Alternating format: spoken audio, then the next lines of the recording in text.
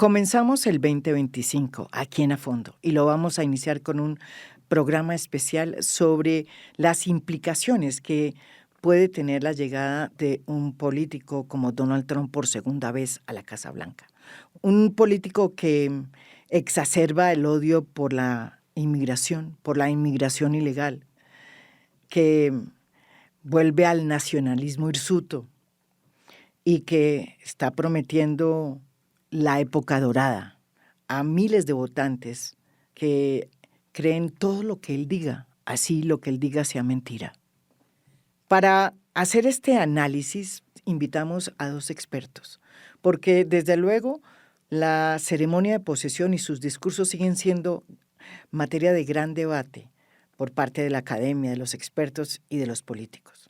Va a estar por primera vez aquí en A Fondo una persona que yo quería invitar hace mucho tiempo, el profesor Juan Tocatlián, que es sociólogo, experto en relaciones internacionales, con un PhD de la Universidad de Johns Hopkins, quien además ha sido vicerrector y profesor plenario del Departamento de Ciencia Política de la Universidad de Itela en Buenos Aires, Argentina.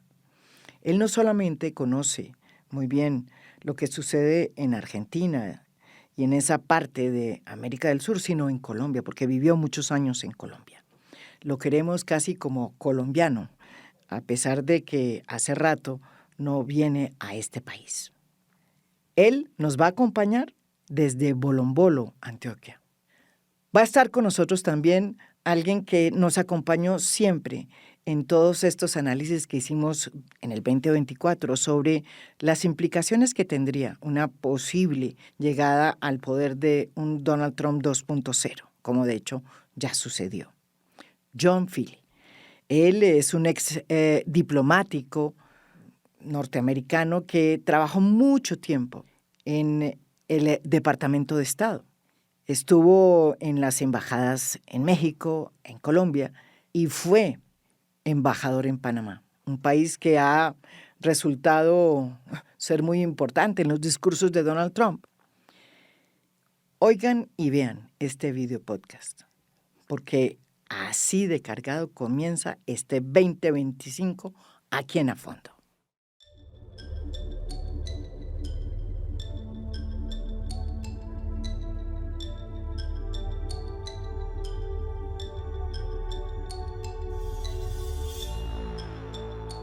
Le doy la bienvenida por primera vez a este podcast a mi amigo Juan Tocatlián, un experto internacionalista que ha investigado mucho y ha trabajado mucho todos los temas relacionados precisamente con esos lazos de América Latina y los Estados Unidos, sobre todo en el tema de las drogas, pero más allá, es un experto y un profesor, a ver si lo digo así como me lo dijo que tenía que decir, plenario eh, de la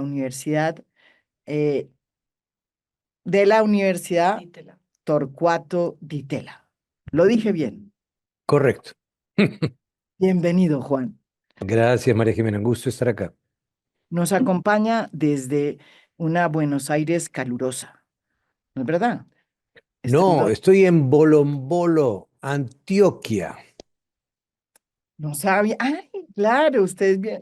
Si yo le dije que yo estaba acá, estaba cerca. Estoy a 1 hora y media de Medellín.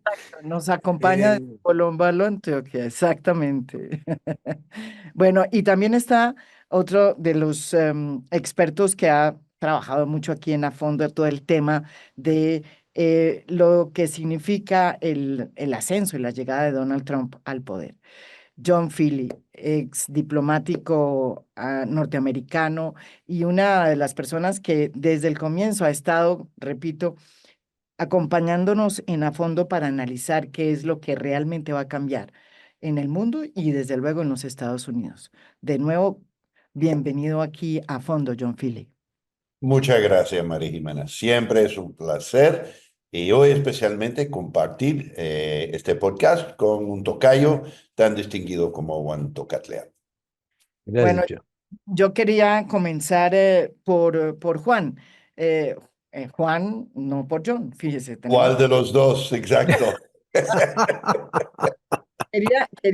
quería comenzar por el Juan que está en Bolombolo, Antioquia.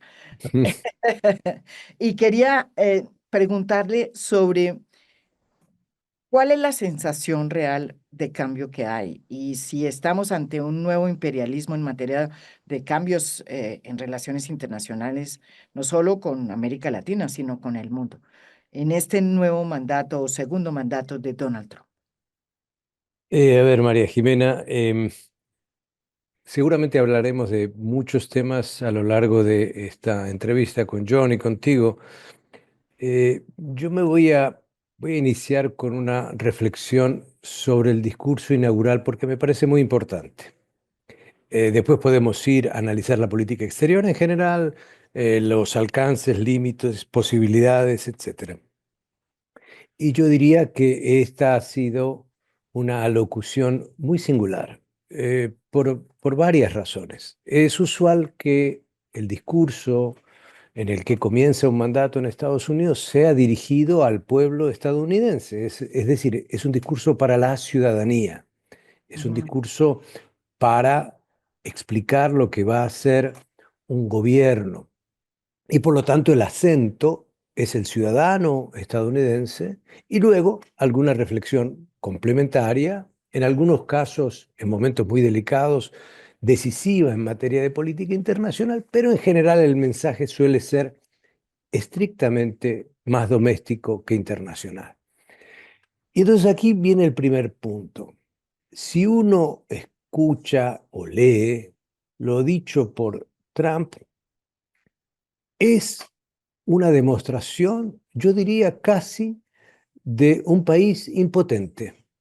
ujú, Esto es una alocución basada en carencias, en dificultades, en grietas, en problemas. Alguien que, por sobre todo, dice que las va a solucionar, por supuesto, es su ambición, es su mensaje, pero si lo miramos más detenidamente, no dice nada nuevo, ni dice nada muy importante finalmente al público estadounidense en materia de empleo, en materia de ingreso, en materia de salud, en tantas otras cuestiones que son hoy vitales para que Estados Unidos recupere la capacidad de influencia y de proyección internacional. Si voy al ámbito internacional, hay una laguna, hay un vacío, casi yo diría insólito. Es decir, es un presidente que a pesar de todo lo que dijo en campaña y a pesar de todos los análisis internacionales que se han hecho antes de la inauguración y después, menciona a China solamente en relación a Panamá, no mencionó a Rusia, no habló de la guerra en Ucrania, no mencionó Gaza, no mencionó Israel, no mencionó Irán, no mencionó Europa, no mencionó la OTAN, no mencionó nada, nada del mundo, salvo, y aquí es un dato en una rápida revisión que he intentado hacer de alocuciones presidenciales en Estados Unidos, diría que es casi histórico.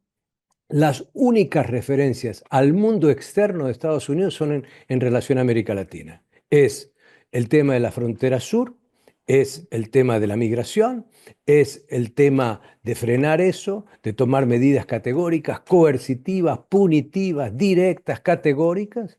Y la otra mención es el Canal de Panamá y este intento de un forajido, diría yo, de querer recuperarlas por la fuerza o con algún método particular que él tenga en método. Entonces, lo que quiero sintetizar es un discurso que mientras muestra una gran impotencia doméstica por los problemas que tiene profundos Estados Unidos, está muy cargado de prepotencia hacia América Latina.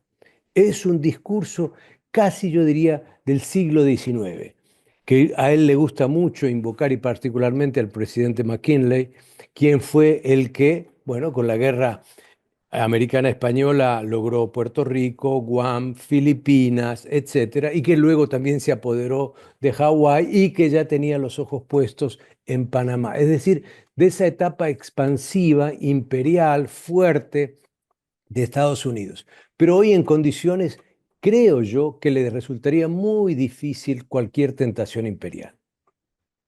ujú. ¿tú crees? No es tan fácil. Bueno, una de las cosas que quería preguntarle precisamente a John Philly es que él fue precisamente embajador en Panamá.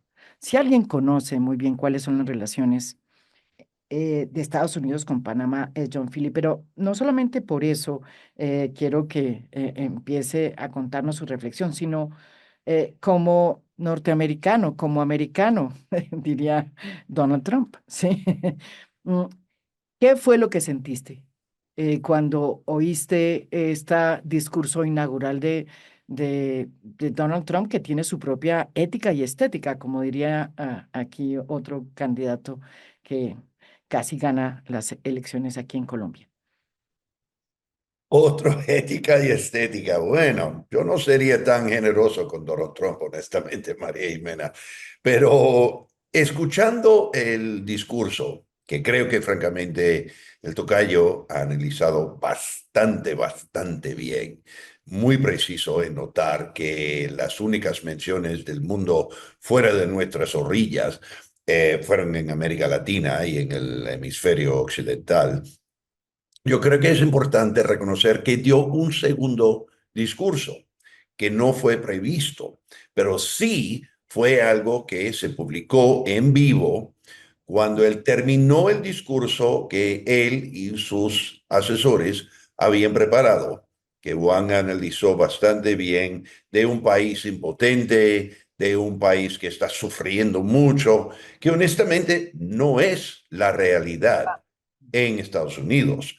Él tenía en su primer mandato un discurso famoso que se llama American Carnage, o sea, casi la carnicería americana de cómo Estados Unidos era un campo de batalla con cadáveres y sangre y sufrimiento. La verdad es que Estados Unidos no es así. Estados Unidos tiene serios problemas, nadie lo va a negar, pero no es esa visión dantesca que pinta Donald Trump. Pero muy interesante es que en el primer discurso, por lo menos, mantuvo un poco de ética y estética. Perdón, las mismas palabras me provocan risas cuando se habla de Donald Trump, pero fue en el Congreso, en lo que se llama la bóveda del Congreso, por el frío en Washington, y tuvo por lo menos el teatro político de un jefe de Estado de un país muy poderoso. Ya con los retratos de los próceres y todos los congresistas y el presidente de la Corte Suprema. Eso fue una agrupación de los poderes en Estados Unidos y muy interesante, muy importante, quién estaba en el palco de Donald Trump, digamos, los más cercanos. Muchos empresarios, Elon Musk, Vivek Ramaswamy, mucha gente que pusieron la plata para que Ah, exacto. pagara el mono durante la campaña y ellos ahora van a tener un papel en el gobierno. Pero en ese segundo discurso que dio frente a los gobernadores republicanos, abajo, en el sótano del Capitolio, y me sorprendió francamente que lo presentaron en vivo. Ahí es donde vimos el verdadero Donald Trump. Donald Trump. Ahí es donde hablaba de Groenlandia, de Canadá y Habló de, primer lugar, del desastre de Joe Biden. Culpó a Joe Biden hasta preñar a la Virgen María. O sea, fue un discurso, como decimos nosotros, over the top, exagerado y como un rally de sus militantes de MAGA, que efectivamente él estaba jugando en una tarima frente a sus militantes de MAGA. Y ahí es donde vimos una característica que me da mucha pena y no es tema de reírse, pero la necedad, la mezquindad de Donald Trump. Él habló de lo que en términos despectivos, de lo que vamos a hacer con aquellos que no están con nuestra agenda. Él sí habló arriba, habló de McKinley, de restaurar el presidente McKinley a la grandeza que él merece por haber sido expansionista, etcétera, etcétera. Abajo habló en términos despectivos de los migrantes. Vamos a votarlos todos, dijo. O sea, ahí es donde vimos lo que yo pienso es el verdadero Donald Trump, que es un hombre de mucha mezquindad, de mucho odio, de mucho rechazo. Y ahora tú me preguntas, ¿qué siento yo como americano? Bueno, en primer lugar, tristeza. Obviamente no lo apoyé en la campaña. Segundo lugar, pienso que ahora más que nunca es cuando el 48,3% de la población que no votó a favor de Trumpismo 2.0 de MAGA. Ahora es cuando nosotros tenemos que hacer un trabajo de patria, un trabajo de ciudadanía y emplear todas las técnicas, las tácticas, operar los mecanismos para resistir el cambio fundamental que él pretende hacer con el gobierno americano y con la sociedad americana.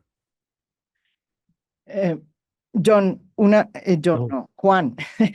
sí, Juan, ustedes cuando quisiera hacer una mención de esta reacción que hubo cuando se escuchó la primera frase de Donald Trump queriendo hablar mal sobre la manera como estaba siendo manejado el canal de Panamá y su pretensión de que se le volviera ese canal a los Estados Unidos.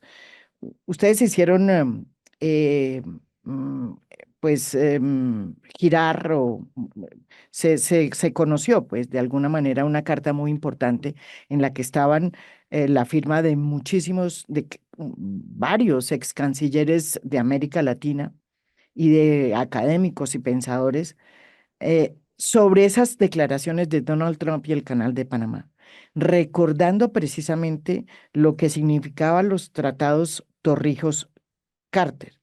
¿Cómo era mentira lo que el presidente Donald Trump estaba diciendo en el sentido que el canal era de los chinos? Pero también recordaron que en los últimos 25 años eh, y más de 350.000 tránsitos por el canal, pues bajo la administración panameña, las cosas se habían realizado de común acuerdo, respetando lo que se había acordado.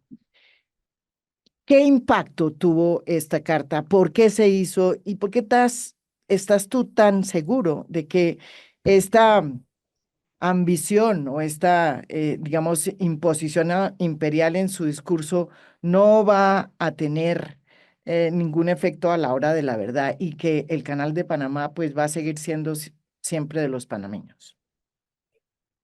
bueno, la pregunta exige alguna historia y seguramente mi colega John complementará con detalles en su propia experiencia en Panamá. Eh, Aquí hay necesario dos o tres elementos fundamentales. Primero, recordar los tratados Torrijos-Carter. Esos tratados fueron refrendados respectivamente por los congresos, el Senado en Panamá y en Estados Unidos. En Estados Unidos hubo un senador demócrata, dicho sea de paso, de Arizona en particular, que se convirtió en un obstaculizador serial de la aprobación de ese tratado, el senador DeConcini, quien hizo que se agregara una enmienda o reserva en la ratificación del Senado de Estados Unidos, por la cual, en la eventualidad de que no se garantizara la neutralidad del canal, Estados Unidos podía considerar eso eventualmente una amenaza a su seguridad nacional, sin que ello implicara, digo, no estaba escrito así, que iba a haber una intervención, pero dando a entender que Estados Unidos tenía, por lo tanto, se abría un compás de espera a ver qué se podía hacer. El presidente Carter en aquel momento le manda una carta personal en abril de 1978 a el general Omar Torrijos y le dice, mire, general, ratificamos esto, ya está, se hizo, lo logramos, magnífico. Claro, aquí hubo mucho debate y muchas cosas y había enmiendas y cosas y que había muchas quejas, pero lo logramos. Y yo le digo, y dejo consignado acá, que de ninguna manera la ratificación hecha por el Senado implica que se le da la bienvenida a una intervención en el Canal de Panamá. El Canal de Panamá es de Panamá, es soberanamente de Panamá y no hay duda sobre eso. Más adelante después hubo una enmienda Church que ratificó lo que ya había dicho el presidente Carter. Entonces, coloco este dato histórico porque si me imagino, no digo que vaya a suceder, no estoy especulando, estoy diciendo de dónde se puede tomar el presidente Trump para hacer algo, es una reinterpretación de algún tipo sobre la enmienda de Concini y para eso requiere ir al tema de la neutralidad.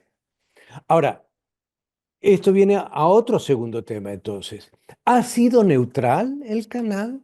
Es decir, Panamá, sus autoridades, su burocracia, su tecnocracia, que ha manejado impecablemente la autoridad panameña del canal, ha invalidado, ha hecho algo que ponga en entredicho la neutralidad del canal. En absoluto, en absoluto.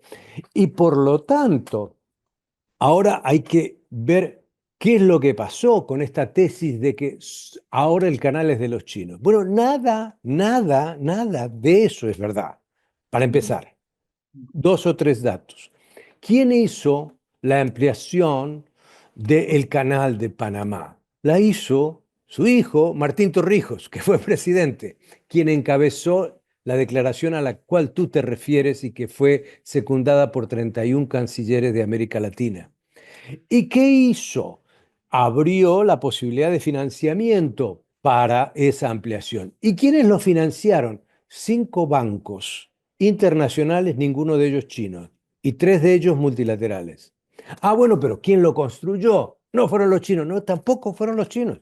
Fue un consorcio belga, español, italiano y panameño. Y por lo tanto no hubo ninguna mano china rara. No, que hay 2 terminales que son chinas de Hutchinson Whampoa, 2 compañías chinas que, sí, es verdad, una sobre el Pacífico y otra sobre el Atlántico, pero hay otras terminales que no están en manos chinas. Ahora, que en todos estos años haya crecido en Panamá, como en Colombia, como en Brasil, como en Argentina, como en Perú, como en Chile, la inversión china es un problema de Estados Unidos, no de esos países. Si Estados Unidos exige compromisos, pero no pone recursos, es un poco absurdo a lo que somete a los países, porque entonces, ¿compromisos con base en qué? Entonces, no hay nada que haya puesto en entredicho, repito, la neutralidad del canal. Y tercero y último, es el valor del canal de Panamá, globalmente hablando, tan importante hoy como lo fue hace un siglo, o hace 60 años, o hace 70 años. Bueno, lo es parcialmente para Estados Unidos, pero no para el mundo. Solamente el 5% de los containers pasan por el Canal de Panamá. Hay otros estrechos y otros canales donde hoy se manifiesta la mayor cantidad de transporte marítimo. Y aún con ese 5%, aproximadamente el 45% de lo que se exporta proveniente de la costa este de Estados Unidos pasa por el canal para ir en la dirección de Asia, pasa sin ningún problema, jamás ha tenido un problema. Con lo cual yo me imagino que lo que quiere Trump o es un negocio para alguno de sus amigos, o es forzar más que nada a un nuevo acuerdo, lo cual no creo que acepte el gobierno panameño, o lo que las autoridades panameñas ya están haciendo o tienen en mente, entiendo yo, que es una evaluación de estas 2 terminales que tienen capital chino. Y eso va a dar como resultado que no hay ningún problema. Así que todo lo que pueda hacer, prometer, amenazar Trump, se parecería mucho más a Putin que a un presidente demócrata en Estados Unidos. Realmente. Y no creo que lo pueda hacer. No creo que haya condiciones globales para hacerlo.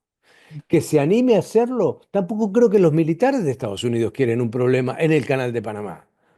Así que esto tiene algún valor residual, metafórico, simbólico, lo que se quiera. Sí, es posible. ¿Es realizable? Lo veo difícil. John, tú fuiste Mira, embajador. ojalá tuviera una grabadora. Ah, qué bueno, lo está grabando. Porque a mí me gustaría tomar lo que Juan acaba de decir y mandarlo a la Casa Blanca. Porque Juan, estoy absolutamente de acuerdo contigo en todos los puntos que acabas de analizar. Me pregunto si estabas conmigo escondido ahí los varios años que yo trabajé en Panamá, porque conoces el tema perfecto. Y hay otro punto aquí. María Jiménez, tú comenzaste con la pregunta sobre la carta de los cancilleres. Mira, la carta de los ex cancilleres, las declaraciones del presidente Boric, de Petro, de otros solidarizándose con el Ay, presidente Molino, la carta que Panamá puso ante la ONU el otro día, el derecho internacional, los tratados Carter-Torrijos, todo eso absolutamente no vale nada en la óptica de Donald Trump. Simplemente no tiene ningún efecto. Entonces, para ser muy claro, hemos con Donald Trump regresado a la época de los griegos de la antigüedad. no, no de los griegos, de los césares, porque Pero César, no pero fue el foro Tucídides. romano, sí, el exacto, en los césares que eran los que hacían así o así, perdonaban la vida de las Bueno, personas. los romanos que llegaron después, pero unos siglos antes, los Sí. griegos con Tucídides, Ujú. él escribió precisamente en los diálogos melianos Ujú, que los poderosos, los fuertes, ujú. hacen lo que quieran y Sí. los débiles hacen lo que tienen que hacer, sufren lo que tienen que sufrir. Eso es la ley de la selva.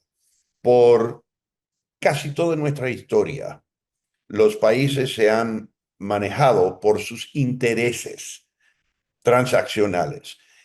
Comenzando en la época posguerra, Estados Unidos comienza un periodo de varias décadas que ya ha terminado, donde intentamos, no logramos todo el tiempo, pero intentamos a mezclar valores y principios con nuestros intereses. A veces producía resultados favorables, a veces no. Hay ejemplos de hipocresía, etcétera, pero por lo menos entre republicanos y demócratas desde la Segunda Guerra Mundial, con el comienzo del Plan Marshall, Estados Unidos ha sido el líder mundial en tratar de balancear entre intereses y valores. Con Donald Trump 2.0, esa época ha terminado y Thucydides está de vuelta otra vez. Acuérdate que Jimmy Carter fue el que realmente pues, le dio un viraje al entregar el canal, reconociendo que los fuertes tenían un autointerés en su propio beneficio, en ser magnánimo y entregar a los panameños algo que sí es cierto, los americanos habían construido. Pero ojo, en 1977, cuando firmaron los tratados, y hasta 1999, cuando se efectuó el traspaso formal del canal, nadie en este mundo tenía en mente lo que ha sido la época de globalización de comercio. El tamaño de los buques ha crecido a tal punto, como dice Juan, tuvieron que ampliar el canal con dinero panameño, porque la gran mayoría de los buques no pasaban por las esclusas que fueron construidas y inauguraron en 1914. Entonces, si es cierto que hemos regresado a la época de los fuertes hacen lo que quieran, también es cierto que los fuertes no son tan fuertes como se cree. Y aquí voy a la segunda parte del análisis de Juan sobre qué significa de verdad.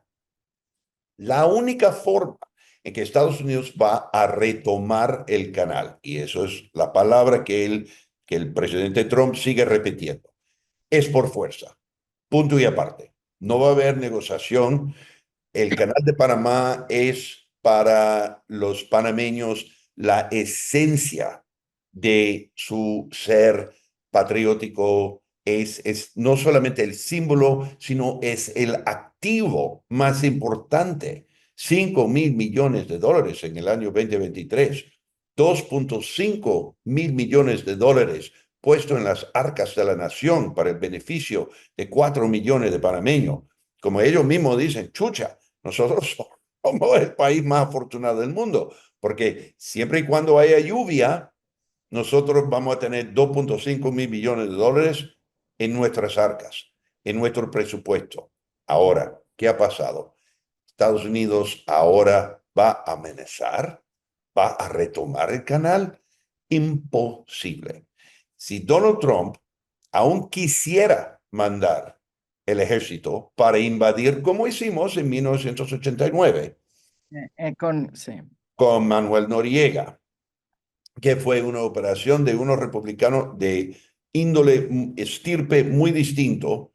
Llegamos, eso fue la doctrina Colin Powell, mi ex jefe. Doctrina Powell dice, tú tienes una meta militar muy alcanzable, tú llegas, tú lo logras y tú sales. Y eso es exactamente lo que hicimos, y por eso Panamá ha experimentado una democracia igual de bochinchoso como cualquier democracia, pero una democracia verdadera desde 1990. Pero si Trump quisiera emprender una nueva guerra extranjera, cosa que va directamente opuesto a su retórica durante la campaña, cuando él culpaba a los de siempre y Joe Biden por las guerras en Irak y Afganistán. Aun si él quisiera personalmente invadir como martinete, como soldadito, que nunca ha sido, porque obviamente él evitó el ejército por cobarde cuando más joven, pero aun si quisiera, ¿dónde va a encontrar el electorado americano que quiere emprender una nueva guerra en Panamá, un país que la gran mayoría de los americanos ni pueden localizar en un mapa? Número dos, ¿quién va a girar la instrucción de la Casa Blanca los jefes, al secretario de Defensa y el comandante en jefe del Estado Mayor en el Pentágono?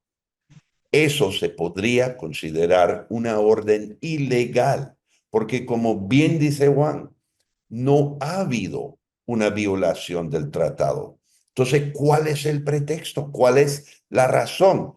Decir que hay chinos que están en 2 puertos, 2 de 5 puertos que están operando. Eso no significa, ni como decimos en inglés, that doesn't pass the laugh test.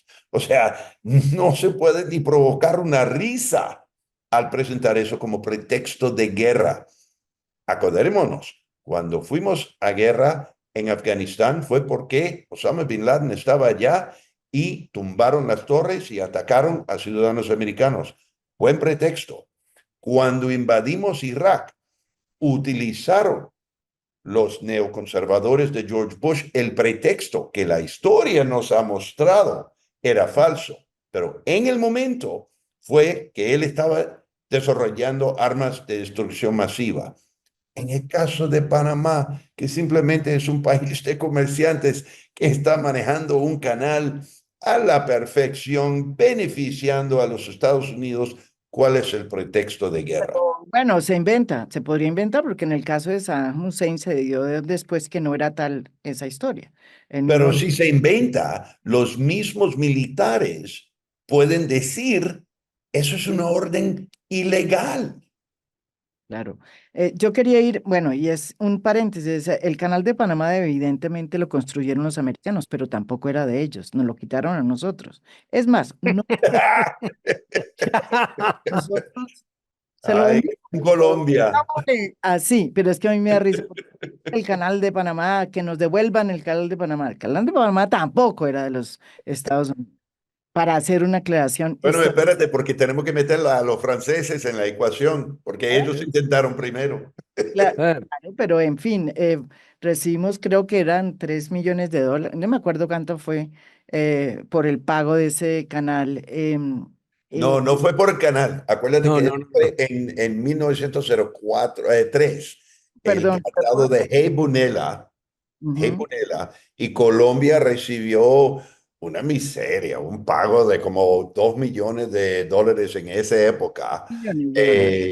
Y con eso ya se estableció el país de Panamá. No, Panamá fue construido como país precisamente por el canal.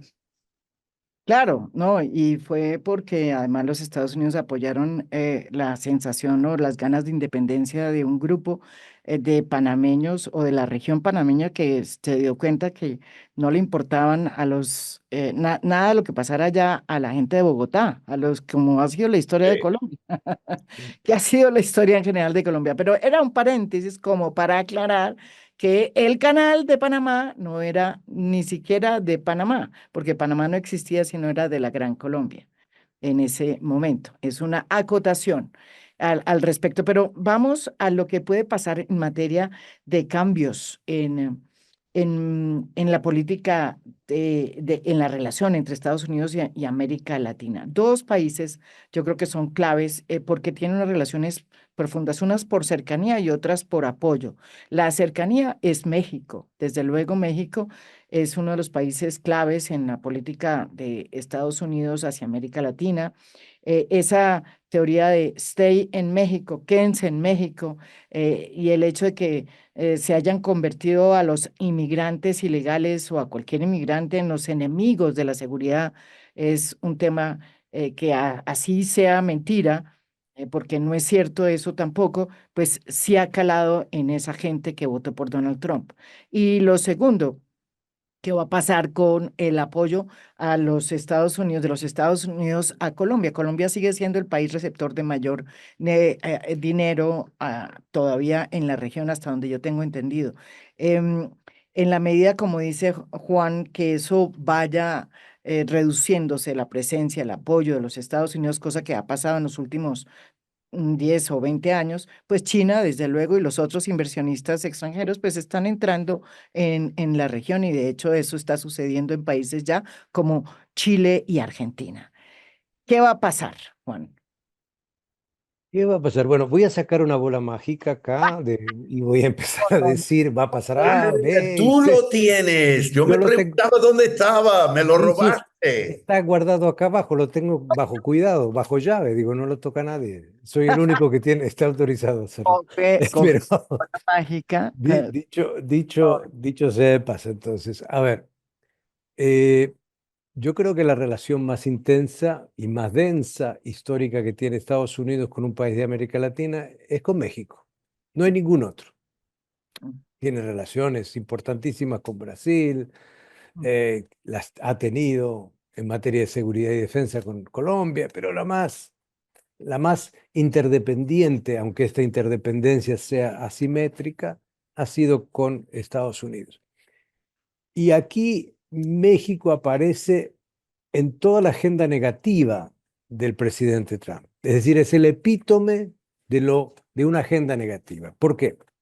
Por supuesto, tú mencionaste con razón el tema de la migración. Se supone que hay 11,5 puntos de migrantes que podrían ser potencialmente deportables de manera masiva. Dicho sea de paso, hay un conjunto de regulaciones internacionales que prohíben la deportación masiva, pero olvidémonos de eso y pongamos el acento en la frontera sur de Estados Unidos y en el lugar clave de México, ya no solo por mexicanos, sino por centroamericanos, caribeños. Y ahí siempre hay que recordar que en el grupo que ingresa vía México a Estados Unidos, eh, los colombianos ocupan el sexto lugar. Entonces hay una migración también colombiana que pasa por Centroamérica y México y termina en Estados Unidos. Y ahí va a haber una estrategia de militarización de la frontera, de extender el muro que ya empezó a construir Trump en su primer mandato, que en realidad ya lo había empezado a construir mucho más Bill Clinton en su momento, y seguramente amenazas mayores. Está el otro tema, que es el del fentanilo. En Estados Unidos ha habido una crisis importante de fentanilo, particularmente si uno mira los datos del 2021 y 2022, se llegó a más de 100.000 muertos por abuso de fentanilo. Solo el año pasado, 2024, por abuso de fentanilo murieron 74.000 estadounidenses. Hay que recordar que si uno toma todos los soldados muertos en Vietnam, todos los soldados y contratistas y civiles muertos en Irak, todos los soldados, contratistas y civiles muertos en Afganistán, el total son unas 72.000 personas. Es decir, hay una dimensión del problema genuino para Estados Unidos y genuino particularmente mucho en áreas rurales de voto republicano. Dicho sea de paso también, no es el fentanilo un solo problema urbano metropolitano.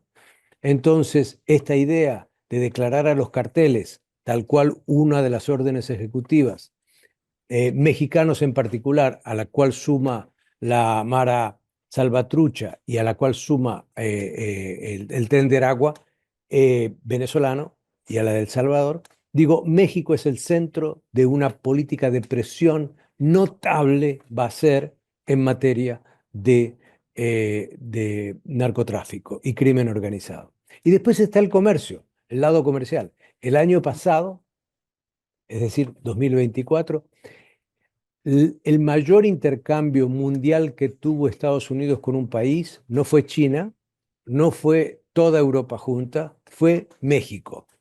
807.000 millones de dólares de intercambio. Y por lo tanto, México competitivo, que hace ingresar sus productos a Estados Unidos y que tiene algunos que tienen componentes chinos, y por ahí va a venir otro lado de una amenaza de sanción, va a probablemente sufrir efectos en términos de aranceles que Estados Unidos le coloque. Ya lo hizo Trump 1. Trump 1 ya le puso aranceles a Argentina, a Brasil, a Corea del Sur, a México. Este Trump va a ser obsesivo en materia de aranceles. Dicho sea de paso, parecido a McKinley, quien fue el presidente que más aranceles colocó y más proteccionista fue entre 1897 y 1901. Así que México es un caso particular donde se concentra todo. Repito, migración, drogas, aranceles, China, etc. El resto de América Latina es bien distinta y es muy diferente. ¿A Colombia esto lo va a afectar en términos de la asistencia? Sí, porque hay una orden ejecutiva que le pide al secretario de Estado, Marco Rubio, que tiene 60 días para determinar el destino de la asistencia internacional de Estados Unidos. ¿Qué quiere decir eso? Que va a ajustar la asistencia y la ayuda internacional a cuánto los gobiernos apoyan o están cerca o siguen a Estados Unidos. Colombia en los últimos 20 años estuvo siempre, durante todos los 20 años, entre los 10 países que más recursos recibía de Estados Unidos en distintas materias. Y para el presupuesto de 2025 es el único país latinoamericano que ha recibido más plata que el resto, estaba supuesto a recibir más plata que el resto, 413 millones de dólares, que no es poco. Entonces, ahí Colombia se puede ver afectado y seguramente hay un boom mundial de cocaína y ya no es solamente el fentanilo, sino que va a ser la cocaína lo que va a ponerle muchísima presión seguramente al gobierno de Petro. ¿Qué gobierno está feliz con todo esto en América Latina? Que es un jolgorio, que está bienvenido. Bueno, el de la Argentina. Milei, que es una especie de clon de Trump, pero periférico, digamos, que trata de ser aprendiz del tótem mayor, que es Trump. Bueno, lo sigue, acaba de anunciar en Argentina que también Argentina posiblemente se retire del Pacto de París, que Argentina posiblemente también se vaya de la Organización Mundial de la Salud, no sé si lo hará, ambiciona él Milei tener un tratado de libre comercio con Estados Unidos, seguramente no leyó la orden ejecutiva en materia de tarifas y aranceles que casi hace imposible que Estados Unidos vaya a firmar un tratado de libre comercio con nadie en el mundo ahora. ¿Y cuál es la incógnita mayor? La relación con Brasil. Es la incógnita mayor, porque esa es una relación muy vital para Estados Unidos, clave para Brasil, pero todavía las formas en que se va a manejar esa relación no están claras.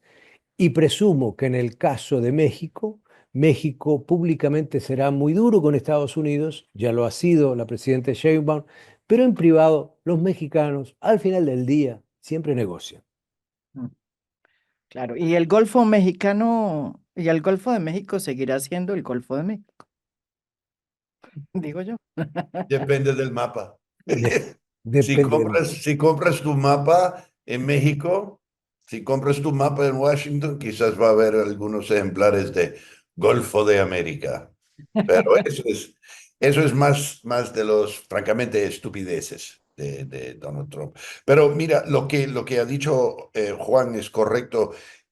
Recuerdo la frase famosa de Porfirio Díaz, el dictador mexicano: pobre de México, tan lejos del cielo, tan cerca a los Estados Unidos. Mm, Bueno, los próximos 4 años los mexicanos van a revivir ese sentimiento una y otra vez. Estoy totalmente de acuerdo con Juan cuando él dice que los mexicanos son los que, bueno, quizás los argentinos primero, pero en el antiamericanismo son los primeros siempre en poner el pecho y golpear el pecho y envolverse en la bandera, siempre terminan negociando, que es inteligente, es lo que tienen que hacer. Otra vez, tú sí dices, hacen lo que tienen que hacer. Y mira, en este caso ya hemos visto que Claudia Sheinbaum ha tomado algunas medidas muy prudentes. México anunció, creo que fue hace 2 semanas, la incautación de más fentanilo en su historia. Ujú. Mark Sí. Harfuch, su secretario de Seguridad Pública, es un operador, un burócrata, un policía con mucha experiencia, muy cercana a ella, muy leal a ella. Y Omar está ya poniendo en marcha un plan para atacar frontalmente a los carteles que están produciendo el fentanilo en México, cosa que Andrés Manuel López Obrador fácilmente pudo haber hecho, pero él decidió tomar otra táctica: abrazos, no balazos, mientras él jugó, y utilizo esa palabra como alguien que está jugando un títere, jugó Trump de forma magistral, mm, dándole la cara bonita, hablando con él, aceptando todo lo que Trump quería en materia de deportaciones, y mientras tanto no hizo nada para atacar a los carteles. Entonces, es cierto, y no estoy defendiendo la retórica de Trump, pero el deseo detrás de su retórica de atender a la crisis de fentanilo en los Estados Unidos es algo que obviamente como ciudadano americano yo puedo apoyar. En términos de lo que Claudia Sheinbaum ya ha hecho respecto a los migrantes, ella anunció ayer Ujú. México te abraza, un nuevo programa entre los 11 y 12 millones que es un estimado, obviamente, pero de indocumentados viviendo en los Estados Unidos. Se estima que 4 millones de ellos son mexicanos. Ok, sabemos de antemano que es absolutamente imposible deportar a 11 a 12 millones de personas en 4 años. Pero digamos, Donald Trump le dé a Tom Homan, su zar antimigrante, unos recursos astronómicos, y si hacen un buen intento y logran un cierto nivel de éxito, digamos, pues, en el gobierno, y si deportan a 1 millón, 2 millones, 2,5 millones de mexicanos, bueno, Claudia Sheinbaum ya está diciendo: mexicano, paisano, como los mexicanos le dicen a los que viven en Estados Unidos, paisano, aquí México te abraza. Claro, hay un sinnúmero de críticas diciendo, Claudia, este programa no tiene recursos, no sabemos cómo. Y el punto más importante, por cada migrante mexicano que cruza la frontera haciendo un viaje hacia el sur, pierde dinero México en términos de divisas. Eso va a ser muy difícil manejar. En cuanto a Colombia, Juan lo ha dicho. Colombia ha sido el nene lindo, el muchacho de la manzana del ojo de republicanos, tanto como demócratas, y ha beneficiado muchísimo. Pero los últimos 2 años parece que el presidente Petro realmente no quiere continuar esa colaboración. Ha cortado mucho de la colaboración. Los demócratas de Joe Biden nunca quiere decirlo en voz alta, y yo entiendo por qué, pero había muchísima frustración en la administración Biden con el gobierno de Petro. Entonces, yo creo que lo que vamos a ver respecto a Colombia es algo que se llama la desertificación de Colombia, que es un proceso anual que Colombia siempre pasa, es una especie de examen unilateral de los americanos, y que si un país no está cumpliendo sus promesas de atacar frontalmente narcotráfico, crimen organizado, Estados Unidos los puede desertificar, que quiere decir que el Senado y el Congreso no va a poner dinero de cooperación internacional en ese país colaborando con ese gobierno. Trump intentó hacerlo la última vez, y fue por un esfuerzo diplomático del entonces embajador Kevin Whitaker y el subsecretario William Brownfield, que ellos y otros lograron convencer a Donald Trump, o a sus asesores, más bien decir, a no desertificar a Colombia. Esta vez, con un presidente izquierdista, prepárense para la desertificación. ¿Qué quiere decir? Que toda esa plata se va a desvanecer. ¿Dónde va? No tengo idea, pero como Juan ha dicho, hay una parada total de 90 días para hacer un resumen. Marco Rubio lo anunció en sus primeros comentarios en el Departamento de Estado ayer, que Estados Unidos no va a poner ni un centavo en el exterior si no cumple con 3 puntos. Si se hace Estados Unidos más fuerte, más seguro, más rico. Entonces, yo creo que va a haber muchos poetas burócratas que van a tener que invitar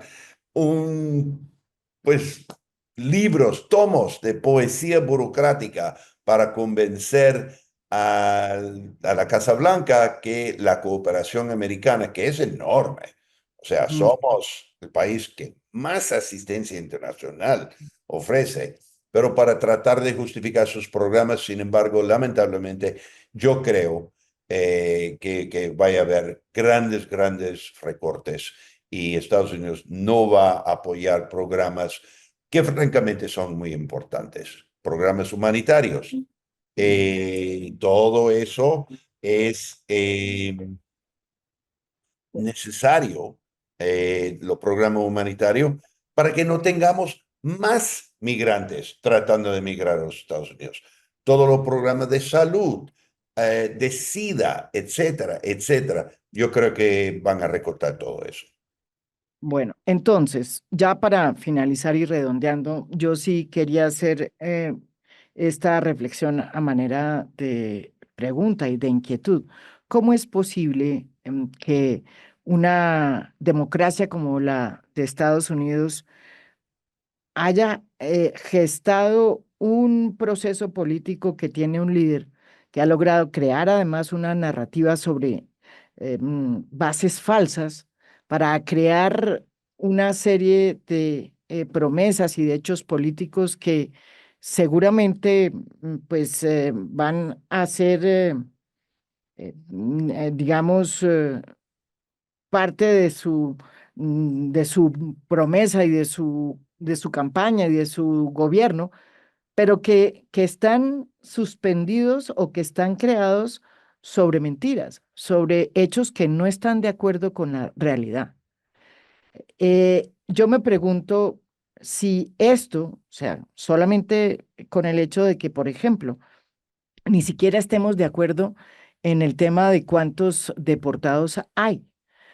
Se habla de 11 millones que dice, lo dicen los datos en los Estados Unidos, pero los discursos trumpistas, tanto el propio Donald Trump como Mark Rubio, están hablando de 33 millones de deportados ilegales. O sea, estamos hablando de un problema de cifras, de una confusión de cifras que crean realidades distintas.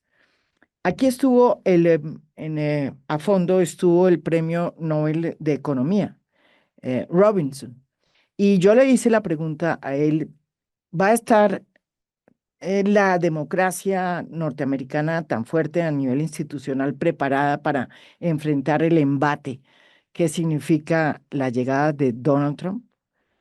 En materia, pues, de su carga que tiene de crear verdaderas realidades sobre la base de mentiras y de que existe una sociedad que cree en esas mentiras. Esa es una pregunta que no sé si necesita Juan o John sacar la bola de cristal también. Él dice, digo, ¿qué dice el premio Nobel? Y me lo dijo a mí, me dijo que él todavía confía en que la democracia norteamericana sea capaz y sea lo suficientemente robusta para poder enfrentar este Rubicón. No sé qué piensen ustedes. Cayo, tú tienes la bola, ¿verdad? Vete tú Sí. primero. Bueno, do- tres reflexiones rapidísimas, lo que tú pides, ¿no? Que seamos breves y acotados. La elección del 2024 de ninguna manera resolvió los problemas institucionales y en torno a la democracia en Estados Unidos. Yo creo que hay elementos muy profundos, de muy larga data, que tienen que ver con el declive de su clase media, con los cambios demográficos, con los efectos no percibidos por muchos sectores de una globalización que se presumía iba a ser generosa, iba a generar empleo, opciones, oportunidades, etcétera, de generaciones enteras que hoy están frustradas porque están endeudadas en materia de sus estudios y que el presidente Biden no pudo tampoco resolver. En fin, hay una serie de frustraciones y problemas acumulados, institucionales y políticos, que me parece que siguen presentes y que ahora hay un alineamiento de los planetas, el control del Ejecutivo en un republicano, el control del Legislativo en un republicano y el control de la Corte Suprema con 6 miembros de ella conservadores. Y por lo tanto, me parece a mí que no es que venga la contrarrevolución o algo por el estilo. Lo que yo percibo para la sociedad de Estados Unidos, lo percibo, es que viene el momento de la gran regresión, es decir, de pérdida de derechos, Mm, de pérdida de hábitos, de pérdida de espacios. Creo que ese es el problema. Segundo, el problema de la democracia que tú señalas es más universal y es más occidental, básicamente. ujú, Es decir, trasciende a los Estados Unidos. El año cúspide en términos del mayor número de elecciones, con dudas en algunos casos sobre su verosimilitud, transparencia, etcétera, fue el del 2005 en adelante. Desde el 2005 en adelante vienen declinando las elecciones en el mundo.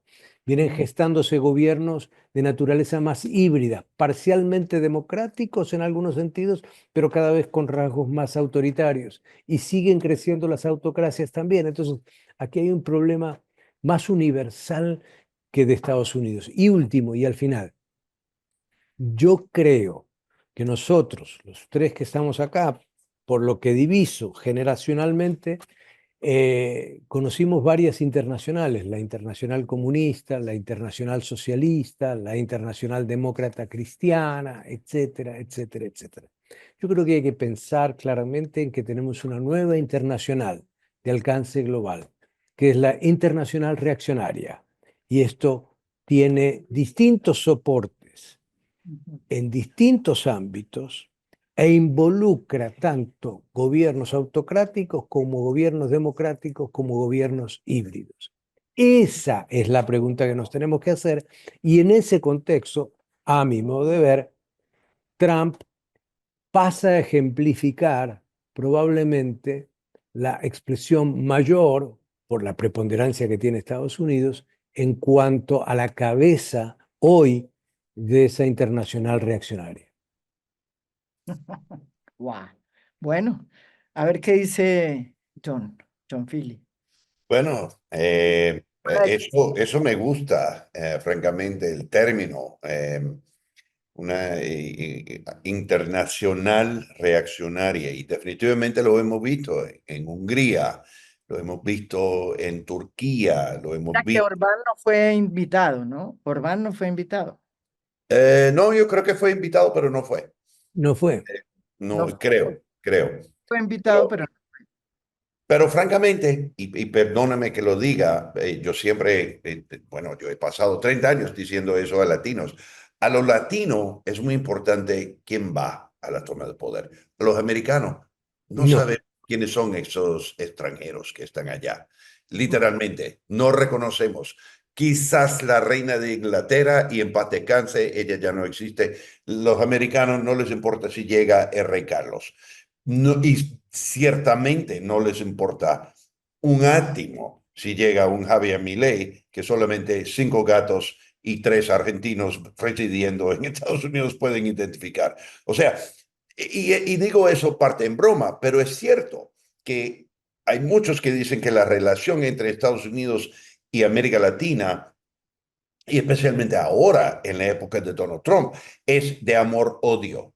Yo rechazo tajantemente ese análisis. No lo es. Es obsesión, indiferencia.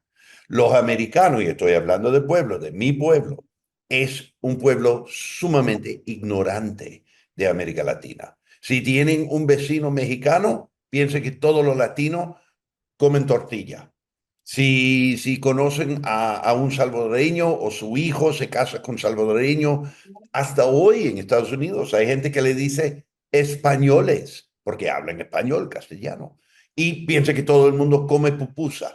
La ignorancia en mi país, y no lo digo para burlarme de mi país, es simplemente así, porque Estados Unidos es tan grande. Entonces, a la pregunta que hiciste al inicio, ¿cómo es el pueblo americano capaz de elegir a Donald Trump en este momento? Creo que, y por eso me gusta mucho lo que dice Juan, hay una reacción internacionalizada en contra de qué, en contra del punto de inflexión donde nos encontramos respecto a la tecnología. La última revolución internacional que experimentamos, más o menos de ese índole, fue la revolución industrial. Bueno, aquí estamos aproximadamente 100 años, un poco más de 100 años más tarde, y nadie nunca entiende lo que está pasando con visión perfecta en el momento del torbellino de una revolución global como la que estamos viviendo en este momento. Solo en el espejo retrovisor vemos cosas con más claridad, pero es indudable que las fuerzas de reacción en contra de muchas cosas en Estados Unidos produjo su victoria electoral. Además, su maestría. Y tenemos que reconocer que aunque el hombre no es educado, no significa que no es inteligente. Él tiene una inteligencia reptiliana y un instinto de supervivencia que es increíble. Y él reconoce con el léxico de un muchacho de tercer grado cómo empujar los botones y mover las palancas emotivas en sus gente, en sus magas, sus militantes. Y lo hace con una maestría que es increíble. Lo hace con una retórica que me frustra a mí, que le frustra a cualquiera que puede formar una frase completa de una forma que parece caos y confusión, pero sembrado ahí en ese discurso son las semillas de lo que llamamos nosotros los pitos de perro. Solo esos sonidos que ellos oyen y procesan y entienden perfectamente. Entonces, hablando de las fuerzas reaccionarias, todo lo que ha sido la agenda de derechos en Estados Unidos, derechos para la comunidad LGBT, derechos para minorías, derechos para las mujeres. Mujeres, MAGA en su totalidad, que no es monolítico, pero en general representa una reacción en contra de esa agenda de derechos. Y Donald Trump sí ha sabido capitalizar sobre lo que se llama, o lo tildan muchos, la fragilidad del hombre blanco. El que antes dominaba el escenario, que sea en gobierno, que sea en sector privado, en el ejército, obviamente.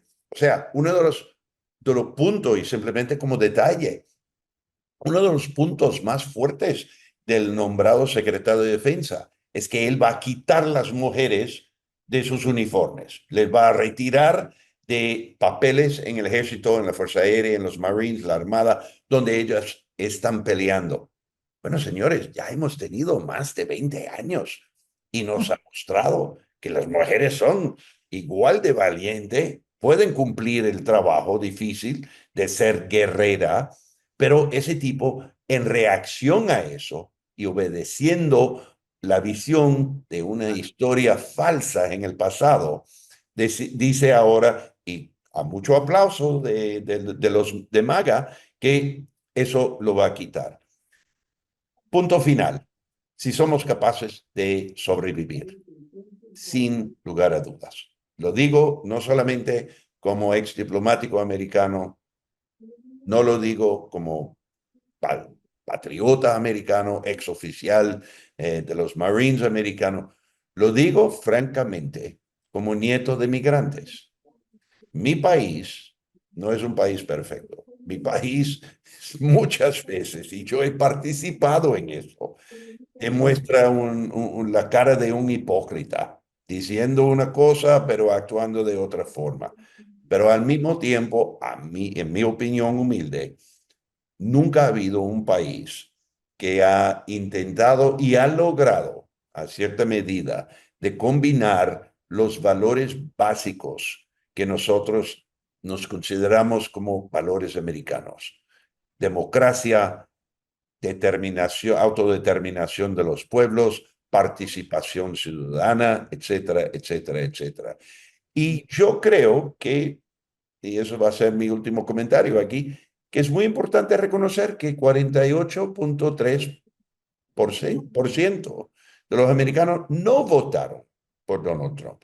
Él no tiene, aunque sí tiene control del Congreso, aunque sí tiene, como Juan correctamente dice, tiene no control, pero tiene mucha influencia en la Corte Suprema con 6 magistrados que son de su forma de pensar y 3 no, liberales en el sentido americano.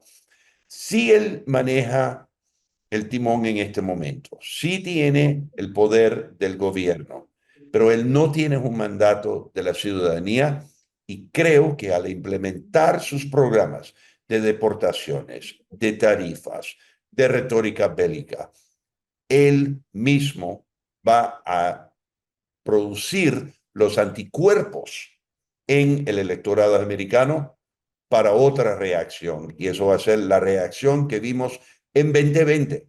Lo que pasa cuando él perdió la elección a Joe Biden. Lo que pasa es que lamentablemente el americano es muy impaciente y somos como pueblo capaces de girar el péndulo de un extremo al otro. Y yo, que soy fan de gobiernos aburridos y de giros muy chiquitos en el centro, yo espero que eso pase.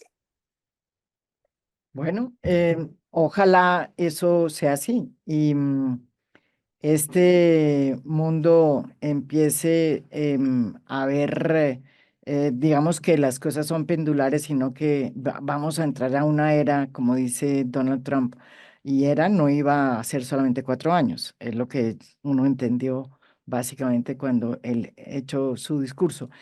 Yo quisiera cerrar simplemente con una frase que le preguntaron en una entrevista a Donald Trump sobre qué iba a pasar con América Latina. Básicamente él dijo, no me interesa, no nos interesa.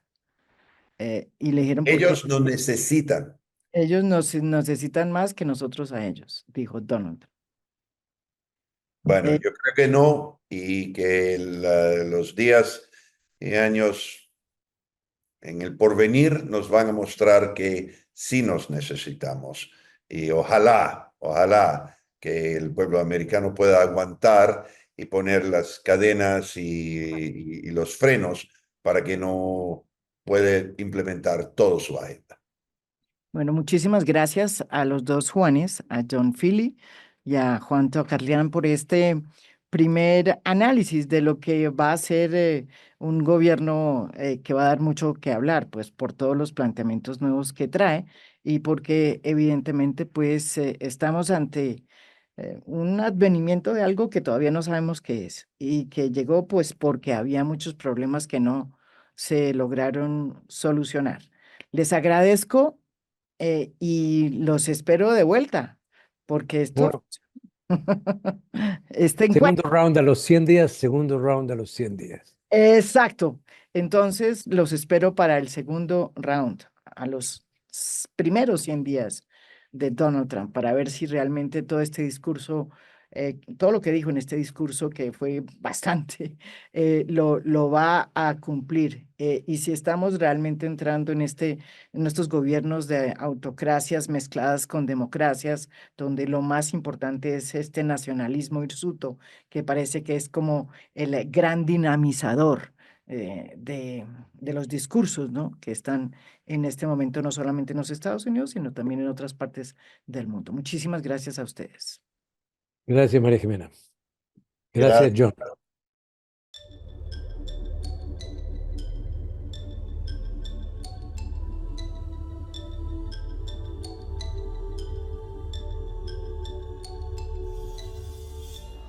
A Fondo es un podcast producido por Mafialand. Producción general, Beatriz Acevedo. Producción de audio, Daniel Chávez Mora. Música original del maestro Óscar Acevedo. Nos pueden escuchar también en mi canal de YouTube. Gracias por escuchar. Soy María Jimena Duzán.